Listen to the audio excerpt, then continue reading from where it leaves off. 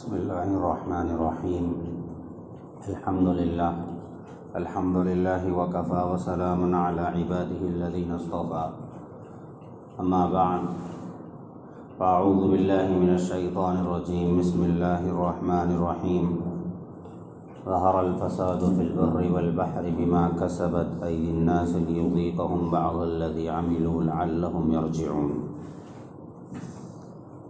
صدق اللہ العظیم۔ وقال النبی صلی اللہ علیہ وسلم اذا اتخذ الفیء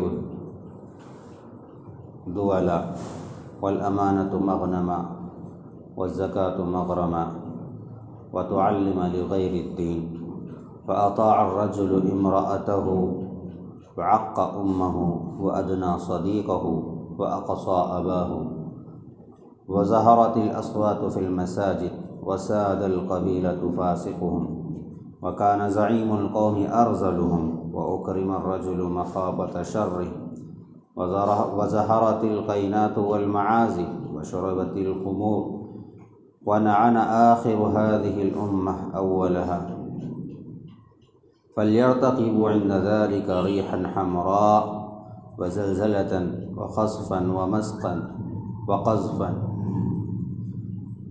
وآيات تتابع كنظام قطع سلكه فتتابع قطع سلكه فتتابع أو كما قال عليه الصلاة والسلام۔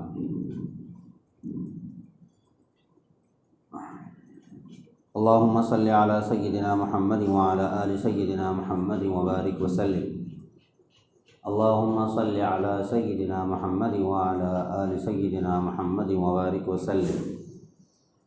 اللهم صل على سيدنا محمد وعلى آل سيدنا محمد وبارك وسلم۔ ہمارا مقصد زندگی اللہ کی بندگی ہے، ہمارا مقصد حیات اللہ کی یاد ہے۔ ہم دنیا میں کھانے پینے سونے کے لیے نہیں آئے ہیں، بلکہ ہم دنیا میں آئے ہیں تاکہ ایک اللہ کی عبادت کریں اور ایسے اعمال کریں جو اللہ کو راضی کرنے والے ہوں اور جنت میں جانے والے بنیں۔ دنیا ایک آزمائش کی جگہ ہے، امتحان کی جگہ ہے۔ یہ دنیا جب سے بنی ہے تب سے اللہ نے نبیوں کو بھیجا ہے اور پھر آخری نبی حضرت محمد مصطفیٰ صلی اللہ علیہ وسلم اس دنیا میں تشریف لائے۔ اب اس کے بعد کوئی نبی نہیں آنے والے، لیکن نبی علیہ الصلاۃ والسلام نے رہتی دنیا تک کے لیے کیا کیا ہو سکتا ہے اور کیا کیا کرنا چاہیے، قیامت تک کے حالات احوال اور قیامت تک کی ساری چیزیں، قیامت تک ہونے والے بدلاؤ کو نبی علیہ الصلاۃ والسلام نے واضح انداز میں بیان فرما دیا۔ اب آپ کے بعد کوئی نبی نہیں آئیں گے، لیکن جو امت کے علماء ہوں گے وہی انبیاء کے وارث ہوں گے، اور انبیاء کی وراثت میں علم چلتا ہے، نہ ہی وہ دینار اور درہم کے وراثت چھوڑتے ہیں۔ وَإِنَّ الْأَنْبِيَاءَ لَمْ يُوَرِّثُوا دِينَارًا وَلَا دِرْهَمًا، کہ انبیاء دینار اور درہم کی وراثت نہیں چھوڑتے، بلکہ وہ علم ہے، علم نبوت ہے جو وہ چھوڑ کر جاتے ہیں، اسے حاصل کرنا، اس کو سمجھنا، تاکہ ہم اپنے مقصد زندگی کو جاری رکھ سکیں، اپنے مقصد زندگی کو سنبھال سکیں، اپنے مقصد زندگی کو سامنے رکھ کر اپنی زندگی گزار سکیں۔ یہ دنیا میں آنے کا ہمارا جو مقصد ہے اس کو پورا کرنے میں ہم کامیاب ہوں۔ اللہ کے نبی صلی اللہ علیہ وسلم نے ساری چیزیں ہمیں بتا دی ہیں، قدم قدم پر بتائی ہیں، ہر جگہ بتائی ہیں۔ مسجد میں کیسے رہنا ہے، بازار میں کیسے رہنا ہے، اور گھر میں کیسے رہنا ہے، ساری چیزیں اللہ نے بتائی ہیں، نبی علیہ الصلاۃ والسلام نے بتائی ہے۔ ظالم کے سامنے کیسا رہنا ہے، مظلوم کے ساتھ کیسا رہنا ہے، یہ سب چیزیں بتائی ہیں۔ ہم جس دور میں جی رہے ہیں یہ وہ دور ہے جس کو پرفتن دور کہا جا سکتا ہے، فتنوں کا دور کہا جا سکتا ہے۔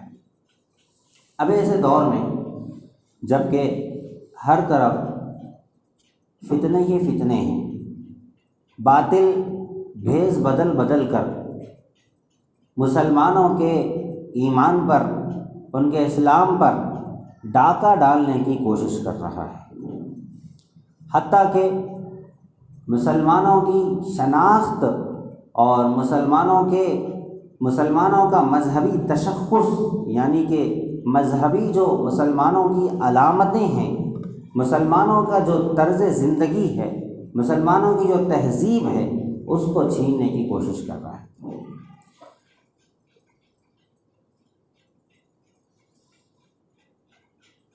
مسلمانوں کے اندر سے سب سے پہلے تو ان کے ایمان کو کمزور کرنے کے لیے وہ سارے جال بچھائے گئے جن جالوں کے ذریعے سے ایمان کمزور ہو جاتا ہے، اور جان بوجھ کر یا نہ سمجھی میں، واقف ہو کر یا نا واقفی میں مسلمان اس جال میں پھنستے چلے گئے، اور ان کو اس بات کا احساس ہی نہیں ہوا کہ ہم سے کتنی بڑی دولت چھینی جا رہی ہے، ہم سے کتنی بڑی دولت چھینی جا رہی ہے۔ یہ ایمان، یہ شریعت، یہ قرآن مجید، یہ مسجدیں اور اللہ کے نبی صلی اللہ علیہ وسلم سے محبت، یہ وہ چیزیں ہیں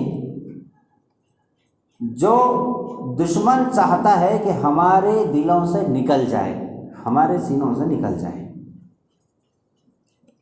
اللہ پہ مر مٹنے کا جذبہ ہمارے دلوں سے نکل جائے، نبی علیہ الصلوۃ والسلام کی عزت و حرمت پہ مر مٹنے کا جذبہ ہمارے دلوں سے نکل جائے، قرآن مجید کی جو عزت اور احترام، جو اس کی تلاوت کا اہتمام ہمیں کرنا چاہیے تھا، دشمن چاہتا تھا کہ یہ ہمارے دلوں سے نکل جائے۔ تو دشمن نے کبھی بھی ہم کو یہ نہیں کہا کہ تم تلاوت چھوڑ دو، دشمن نے کبھی بھی ہم سے یہ نہیں کہا کہ تم نماز کو چھوڑ دو، ہم سے کبھی بھی یہ نہیں کہا کہ مسجد بنانا چھوڑ دو۔ دشمن نے ایسی چیزیں بنائیں، ایسے جال بنے جن جالوں میں پھنس کر انسان خود ہی ان چیزوں کو چھوڑ دیتا ہے۔ پہلے زمانے میں قرآن پڑھنے کا شغف تھا، قرآن پڑھنے کا جذبہ تھا، اور قرآن کو خوب سے خوب پڑھا جاتا تھا، لیکن جب سے ہمیں یہ سوشل میڈیا کی لت لگی ہے، جب سے یہ گانے بجانے عام ہوئے ہیں، اس وقت سے ہم کتنا قرآن مجید پڑھ پاتے ہیں اور کتنا قرآن مجید سن پاتے ہیں۔ روزانہ ہماری تلاوتوں کے پڑھنے اور سننے کا کیا معمول ہے؟ ہم کتنا وقت ضائع اس کے پیچھے کر رہے ہیں؟ یہی وہ قرآن ہے جو کل قیامت کے دن اپنے رب سے شکایت کرے گا۔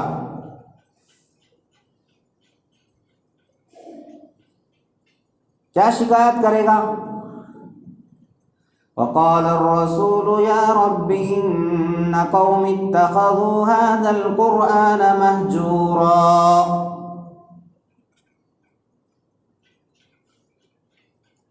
رسول کہیں گے اے میرے رب کہ میری قوم نے اس قرآن کو چھوڑ دیا ہے۔ یہ قرآن مجید ان هذا القرآن يهدي للتي هي اقوم ويبشر المؤمنين الذين يعملون الصالحات ان لهم اجرا كبيرا. یہ قرآن مجید ہدایت ہے، قرآن مجید ہدایت کی کتاب ہے، ہم نے اس کو برکت کی کتاب بنا دیا. قرآن مجید ہماری زندگیوں کی روح ہے، ہمارے نظام زندگی کی ایک آب حیات ہے، لیکن ہم نے قرآن مجید کو صرف مردوں پہ پڑھنے کی کتاب بنا لیا. یہ مردہ دلوں کو زندہ کرنے والی کتاب تھی، لیکن ہم نے مردوں پہ پڑھنے کی کتاب بنا لیا.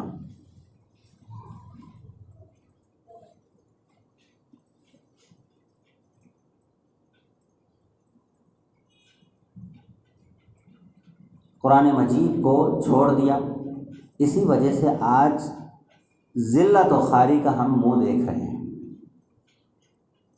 دشمن اس جال میں کامیاب ہو گیا. وہ چاہتا تھا کہ ہم سے ہمارے ہاتھوں سے قرآن کو چھین لے اور ہمارے ہاتھوں میں بیٹ بلہ اور میوزک کے آلات دے دے.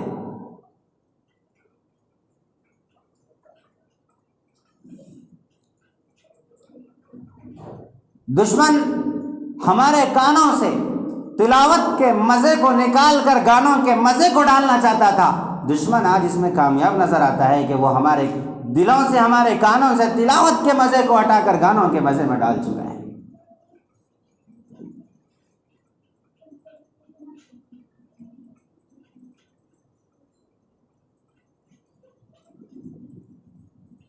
قیامت کی علامتوں میں سے نبی علیہ الصلوۃ والسلام نے ایک بات یہ ارشاد فرمائی، وَظَهَرَتِ الْقَيْنَاتُ وَالْمَعَازِفُ، گانے والیاں اور ڈھول تاشے ظاہر ہو جائیں گے قیامت کے قریب میں. یہ قیامت کی علامتوں میں سے ایک علامت ہے.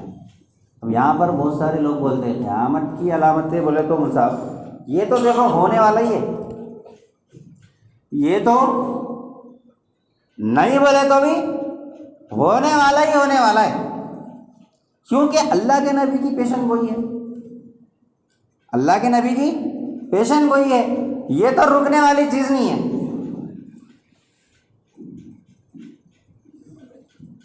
لہذا کیا کرتے لوگ، خود بھی گناہ میں مبتلا ہو جاتے ہیں. مطلب اس کا سیدھا یہ ہوا، ہم یوں کہنا چاہ رہے ہیں کہ دیکھو بھائی یہ پوائزن نہیں، یہ زہر ہے، اس کو کھائے تو مرنا ہی مرنا ہے، اس کو کھائے تو مرنا ہی مرنا ہے، لہذا اس کو کھا لیا جائے. کیونکہ ڈاکٹروں نے پیشن گوئی کی ہے کہ اس پوائزن کو کھا کر ہزاروں لوگ مر چکے ہیں، تو لہذا ہم بھی کھائیں اور مر جائیں. یہی ہوئی نا بات. نبی علیہ الصلوۃ والسلام نے قیامت سے پہلے ہونے والی چیزوں کی خبر دی. اس کا یہ مطلب نہیں ہے کہ لوگ مجبور ہو جائیں گے، اس کا یہ مطلب ہے کہ اس طرح کے جب حالات ہوں گے، اس طرح کے امت کے اعمال ہوں گے، اللہ کے عذاب آئیں گے، زلزلے آئیں گے، طوفان آئیں گے. تم اپنے آپ کو ان اعمال سے بچا کے رکھنا، یہ بولنے کا مقصد تھا. اپن الٹا لے لیا اس کا. بولنے کا مقصد کیا تھا کہ ایسے ایسے حالات ہو جائیں گے، ایسے ایسے اعمال ہونے لگیں گے، تمہیں اپنا ایمان بچا کے نکلنا ہے. اس میں سے کوشش کرنا ہے. کتنی کوشش؟ جتنا تم کر سکتے کوشش اتنا کرنا ہے. یہاں تک آتا ہے بعض احادیث میں کہ قیامت کے قریب روڈ پر، سر عام سڑک پر زنا ہوگا، کسی خاتون کو مجبور کیا جائے گا، لیکن کوئی اس کو بولنے والا تک نہیں ہوگا. اگر کوئی اس وقت میں یہ بول دے کہ بھائی ذرا سائڈ میں ہٹ کے چلے جاؤ، وہاں پر کر لے، تو وہ ایسا ہی ہوگا جیسے تمہارے زمانے میں ابو بکر اور عمر ہے.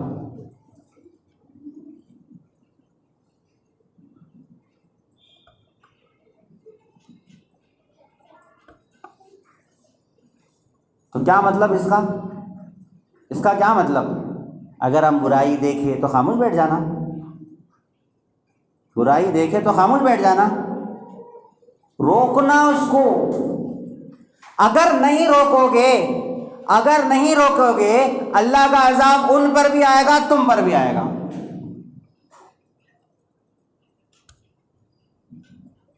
دوسرے کو گناہ کرتے ہوئے دیکھتے،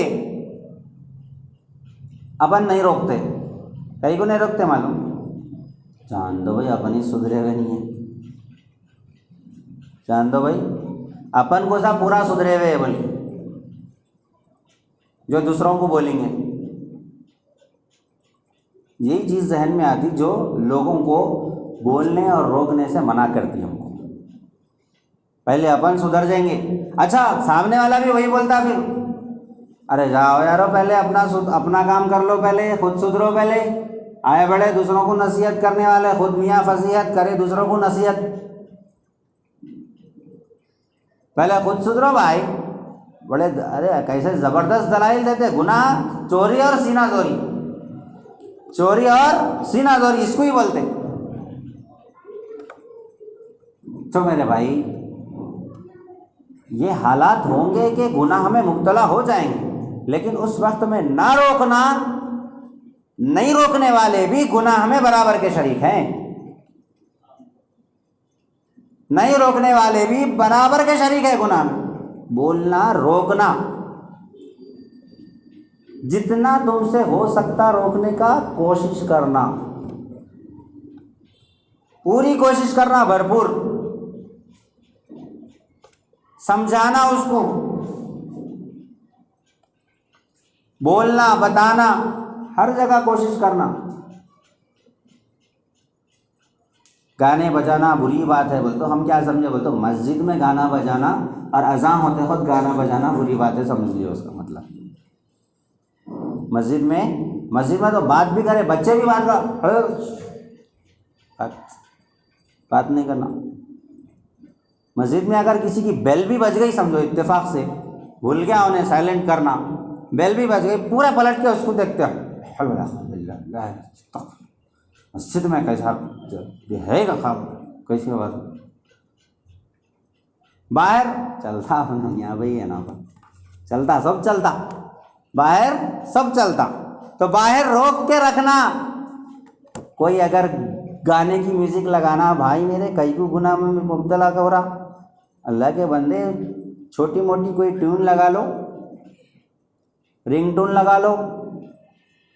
اب بعض جنوں کو ذرا زیادہ بزرگی چڑھ جاتی، نعتہ رکھ لیتے اس میں، کیا رکھ لیتے، نعتیں رکھ لیتے اس کے اندر، قرات رکھ لیے۔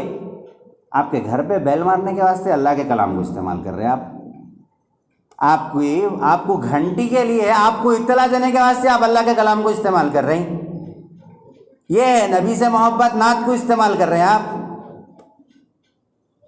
گھر میں بیٹھ کے سنو بول تو کیا کہ رنگ ٹون لگا لے کے بیٹھو بھائی میرے، نعت پڑھو، گھر میں بیٹھ کے پڑھو، بچوں کو پڑھاؤ،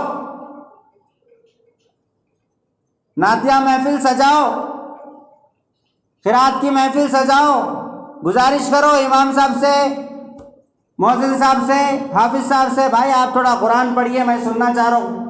اللہ کے نبی صلی اللہ علیہ وسلم نے ایک مرتبہ صحابی سے فرمایا کہ تم قرآن پڑھو، قرآن پڑھو۔ وہ صحابی قرآن مجید پڑھنے لگے۔ انہوں نے کہا، صحابی نے کہا کہ اللہ کے رسول صلی اللہ علیہ وسلم میں پڑھوں، جبکہ قرآن آپ کے اوپر نازل ہوا، میں کیسے پڑھ کے سناؤں؟ نبی نے علیہ السلام کہا میں سننا چاہتا ہوں، تم پڑھو۔ اے اللہ کے نبی میں کیسے پڑھوں؟ قرآن تو آپ پہ نازل ہوا ہے، میں کیسا پڑھ کے سناؤں؟ آپ بڑے ہیں، آپ پڑھے، میں سنوں گا۔ نبی علیہ الصلوۃ والسلام نے فرمایا کہ اللہ چاہتے ہیں کہ تم پڑھو۔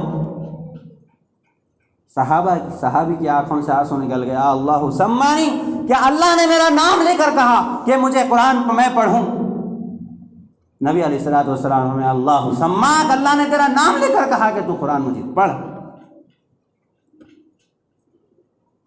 کہاں گئے تلاوت کے مزے، ذکر کی لذت، تہجد کی رونقیں، وہ نماز کا عشق، وہ قرآن کا عشق، وہ محبت کا، وہ نبی علیہ الصلوۃ والسلام سے محبت، سب چھین لیا ہے اس چھوٹے سے ڈبے نے، سب چھین لیا ہے اس چھوٹے سے ڈبے نے۔ وظہرت القینات والمعازف، گانے بجانے عام ہو گئے، جس کی وجہ سے یہ تلاوت کی لذتیں ختم ہو گئی ہیں، جس کی وجہ سے ذلت و خواری ہمیں جھیلنی پڑ رہی ہے۔ وہ معزز تھے زمانے میں مسلمان ہو کر، اور ہم خوار ہوئے تاریک قرآن ہو کر۔ تو دشمن آپ کو کبھی بھی یہ نہیں بولے گا کہ آپ جو ہے یہ چھوڑ دو، وہ چھوڑ دو، آپ قرآن نہ کو پڑھو، یہ نہ کو پڑھو، کچھ بھی نہیں بولے گا۔ آپ کو دوسرا ایک چیز دے دیا، آپ اسی میں مشغول ہو گئے، تو اس سے بچنا چاہیے۔ پھر اسی طرح قیامت کی علامتوں میں سے ایک علامت بتائی گئی کہ عق امہ، آدمی اپنے ماں باپ کی نافرمانی کرے گا، وَأَطَاعَ امرأتہ، اور اپنی بیوی کی اطاعت کرے گا، اپنی بیوی کی اطاعت اور فرما برداری کرے گا، ماں باپ کی نافرمانی کرے گا۔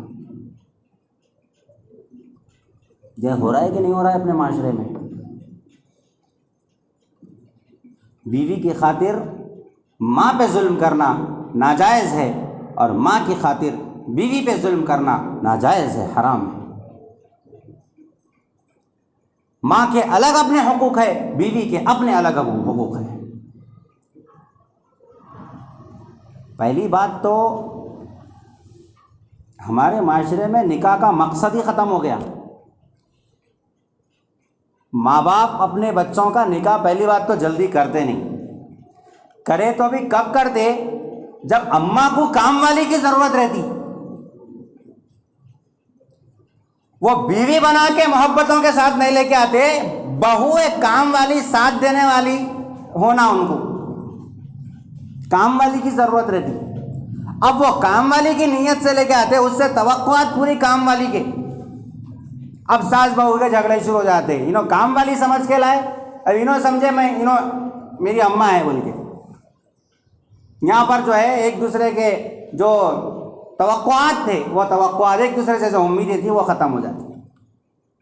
نتیجے میں جو شوہر ہوتا وہ یا تو ماں کی نافرمانی کر کے ماں کا مجرم بن جاتا، یا بیوی کے حقوق کو پامال کر کے بیوی کا مجرم بن جاتا۔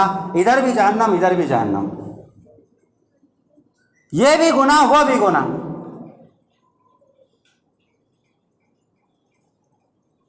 ماں کو بھی لے کے چلنا، بیوی کو بھی لے کے چلنا، یہ کون سکھائیں گے؟ کون سکھائیں گے؟ یہ وہ فلمیں سکھائیں گی جن فلموں میں شادی سے پہلے محبتیں سکھائی جاتی ہیں اور شادی ہوتی ہے، فلمیں ختم ہو جاتی ہے، وہ فلمیں سکھائیں گے؟ یا وہ سیریل سکھائیں گے جن سیریلوں میں ساس بہو کے جھگڑے اور ننندوں اور بھابھیوں کے جھگڑے دکھائے جاتے ہیں، اور جن سیریلوں میں دیوروں کے اور بھابھیوں کے لو اسٹوریز دکھائی جاتی ہیں، وہ سیریل سکھائیں گے آپ کو؟ ان سیریل سے آپ اپنا اسلام سیکھیں گے، اپنی زندگی گزارنے کا طریقہ سیکھیں گے؟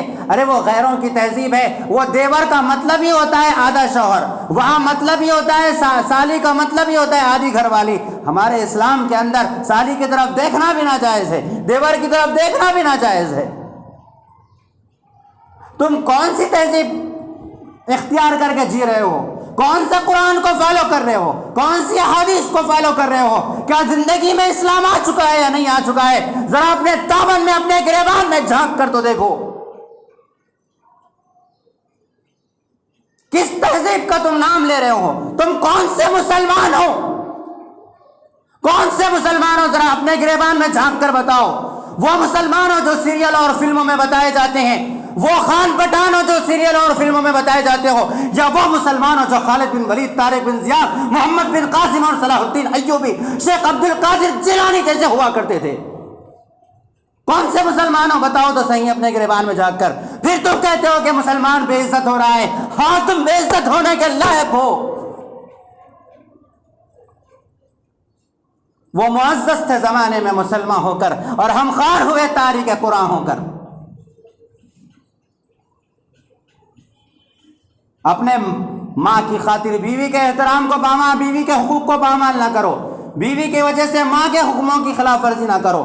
اگر ماں حکم دیتی ہے ایک ناجائز کام کا کہ بیوی کو دبا کے رکھنا، بیوی کو سنبھال کے رکھنا، بیوی کے اس کے جائز مطالبات پورے نہ کرنا، تو یہ ماں کی فرما برداری جائز نہیں ہے۔ اگر بیوی کہتی ہے کہ ماں کو مارو، ماں کو ستاؤ، ماں کو چھوڑ دو، ماں کے ساتھ میں جائز اس کی جائز تمنا ہے پوری نہ کرو، تو بیوی کی بات سننا جائز نہیں ہے۔ کون سکھائیں گے؟ کیسے سیکھو گے؟ شادی سے پہلے علماء سے کم ملو، ملاقات کرو، ان سے رابطہ رکھو، ان سے سیکھو کہ مجھے زندگی کیسے گزارنی ہے۔ میرے علاقے میں شادی ہونے کے 3 4 مہینے تک لوگ پوچھتے رہتے ہیں کہ گل صاحب میرے گھر میں ایسا ہوا، گل صاحب میرے گھر میں ایسا ہوا، کہاں کیسا کرنا ہے، کہاں کیسا رہنا ہے، مجھے کیسے کس کی بات کو لے کے چلنا ہے، یہاں ماں ایک ایسا کہتی ہے، بیوی ایسا کہتی ہے، مجھے کس کو لے کے چلنا ہے۔ جب ان کو بتایا جاتا ہے تو وہ نہال ہو جاتے ہیں، خوش ہوتے ہیں۔ علماء آپ کو یہ نہیں بتائیں گے کہ ماں کو چھوڑ دو، بیوی کو چھوڑ دو، اس کو طلاق، اس کو طلاق، اس کو خلا، اس کو طلاق، اس کو حرام، انہیں ناجائز، انہیں ناجائز نہیں بتائیں گے، آپ کو زندگی گزارنے کا طریقہ بتائیں گے۔ کوئی آزاد خیال بنتا ہے تو اس طرح آزاد خیال بنتا ہے کہ بس بے حیا بن جاتا ہے، بے حیا بن جاتا ہے۔ اور کوئی شریعت پہ چلتے ہیں، میاں بیوی دونوں دیندار ہوتے ہیں، اس کے باوجود بھی لڑائیاں ہوتی ہیں، پورا گھرانہ دیندار ہے، اس کے باوجود بھی لڑائیاں ہوتی ہیں۔ اس کی وجہ یہ ہے کہ دین کو صرف نماز، روزے اور حج کی حد تک محدود رکھا ہوا ہے، دین زندگیوں میں نہیں آیا ہے۔ ساس کو اپنی بہو کے حقوق نہیں معلوم، بہو کو اپنی ساس کے حقوق نہیں معلوم ہوتے ہیں، وہ تو صرف وہ دیکھے ہوتے ہیں جو دنیا کر رہی ہوتی ہے، سیریلوں میں بتایا گیا ہوتا ہے۔ جب گھروں کے اندر دین نہیں ہوگا، دین گھروں کا سمجھ میں نہیں آئے گا، باہر کیا خاک عمل کرو گے؟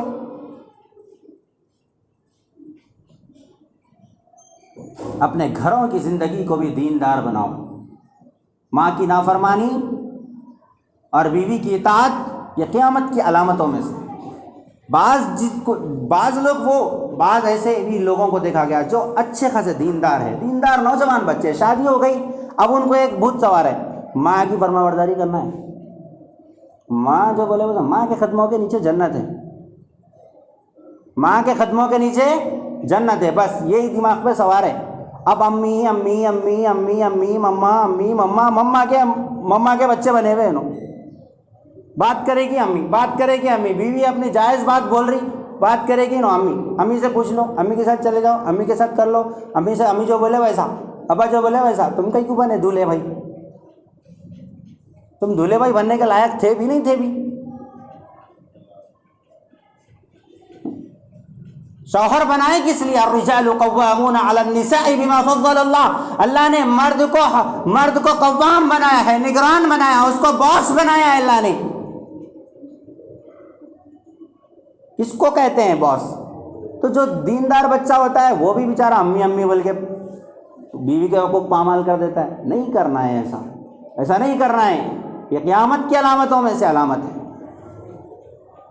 دونوں طرف بیلنسنگ بنا۔ اب میں آدھے گھنٹے کی تقریر میں آپ کو پوری تفصیلات نہیں سنا سکتا کہ کیا کیا ہوتا گھروں میں، پورے بال کی کھال نکال بھی نہیں سکتا میں۔ آپ علماء سے پوچھیں، ملاقات کریں، سمجھیں۔ شادی سے پہلے ایک مہینہ تو اپنے آپ کو پریپیئر کریں کہ کیسا۔ شادی کے بعد بھی علماء سے رابطے رکھیں؟ نہیں، رابطے رکھیں گے نہیں، بس ایک پرانا چل لیتے آ رہا، وہی دنیا کو، زندگی کو ایک فلم کی طرح گزارنا چاہتے ہیں، ایک سیریل کی طرح گزارنا چاہتے ہیں۔ نتیجہ جو ہوتا ہے وہ طلاق خلا تک پہنچتا ہے یا زندگی جہنم بن جاتی ہے۔ اللہ کے نبی صلی اللہ علیہ وسلم نے کیسی زندگی گزاری؟ 11 ازواج مطہرات تھے۔ کیوں کی نبی علیہ السلام نے 11 شادیاں؟ کیوں کی؟ یہ امت کو بتانے کے لیے کہ گھروں کا دین کیسے ہوتا ہے۔ 11 شادیاں کر کے 11 کو حضور صلی اللہ علیہ وسلم نے بہتر طریقے سے رکھا۔ لیکن کوئی پڑھے تو صحیح، کوئی سمجھے تو صحیح۔ ہم تو مائل بکرم کوئی سائل ہی نہیں، راہ دکھلائیں کسی کوئی رہرو منزل ہی نہیں۔ اللہ تعالیٰ سے دعا ہے کہ اللہ تبارک و تعالیٰ ہمیں گناہوں سے، برائیوں سے بچائے، بے حیائی کے گناہوں سے بچائے، اور اسی طرح اپنے ماں باپ کا اور اپنے گھر والی کا، اپنے بچوں کا، سب کے حقوق ادا کرنے کی توفیق اللہ تبارک و تعالیٰ عطا فرمائے۔ آمین۔ وآخر دعوانا الحمد للہ رب العالمین۔